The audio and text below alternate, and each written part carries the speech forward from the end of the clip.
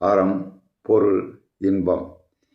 இந்த அறம், பொருள், இன்பம் அப்படின்னு ஏன் வள்ளுவர் பிரித்தார்? இன்பம், பொருள், அறம்னு பிரிச்சிருக்கலாமே.